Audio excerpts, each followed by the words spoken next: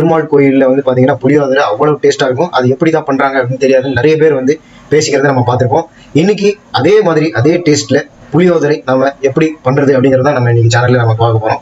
அதுக்கு நம்ம தேவையான பொருட்கள் அப்படின்னு பார்த்தீங்கன்னா, நாம முதல்ல வந்து ஸ்வீட் சொல்லிடுவோம். முதல்ல கொஞ்சம் வெல்லம் எடுத்து வச்சுக்காங்க. அப்புறம் வந்து இது வந்து மிளகாய் வெத்திலையும் கொஞ்சம் மல்லி தனியாவையும் ஒரு ஒன்றுக்கு பாதியாக தெரிச்சு வச்சிருக்கோம். ஒரு இதில் வந்து வேர்க்கடலை ஒரு கைப்பிடி வேர்க்கடலை எடுத்துக்கோங்க. சீரகம் எடுத்துக்காங்க. வெந்தயம் ஒரு 1/4 ஸ்பூன் எடுத்துக்காங்க. உளுத்தம் பருப்பு, கடலைப்பருப்பு, அப்புறம் கருவேப்பிலை கொஞ்சம் எடுத்துக்காங்க. ஒரு பெரிய எலுமிச்சம்பழம் அளவுக்கு புளியை ஒரு பாத்திரத்தில் போட்டு தண்ணி ஊற்றி வச்சுக்காங்க. நிறைய தண்ணி ஊற்றிடாதீங்க, அளவோட தண்ணி ஊற்றுங்க, கட்டியாக கரைக்கணும். நல்லா பார்த்துக்கோங்க.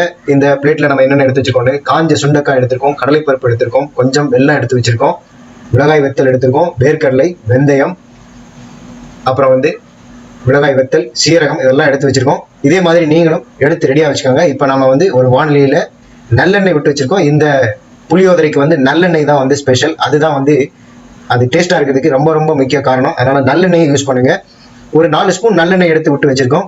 கூட கொஞ்சம் 2 ஸ்பூன் விட்டாலும் தப்பு இல்லை. ஒரு எண்ணெய் காஞ்ச பிறகு அதில் கடுகு போடுறோம்.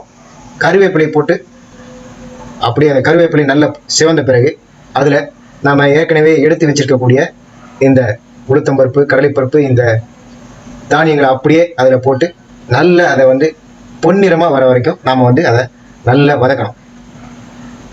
அடுப்பை கொஞ்சம் மீடியமாக வச்சுட்டு நம்ம இதை வந்து நம்ம லேசாக அப்படியே வறுத்து கொடுக்க போகிறோம். இதை அப்படியே லேசாக வறுத்துக்கோங்க. நல்ல பொன்னிறமாக ஆகிற வரைக்கும் வறுத்து எடுத்துக்கோங்க. இதை ஒரு 5 மினிட்ஸ் ஆகும் இதுக்கு. அப்படியே அடுப்பை ரொம்ப பெருசாக வச்சிடாதீங்க, அப்புறம் வந்து எல்லாம் கருகி போயிடும். மீடியமாக வச்சுட்டு அப்படியே லேசாக அப்படியே வதக்கிட்டே இருந்தீங்க அப்படின்னா நல்ல இந்த கடலைப்பருப்பு, உளுத்தம்பருப்பு, வேர்க்கடலை எல்லாமே வந்து பார்த்தீங்கன்னா நல்ல வறுத்து ரெடி ஆகிடும். இப்போ பாருங்க, இது ஒரு 5 மினிட்ஸ் நம்ம வதக்கிறோம். நல்ல பொன்னிறமாக செவந்துருச்சு.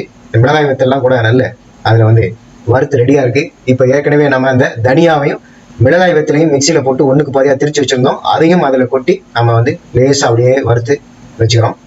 இதுதான் வந்து பார்த்தீங்கன்னா புளியோதரை செய்யக்கூடிய ஒரு செய்முறை.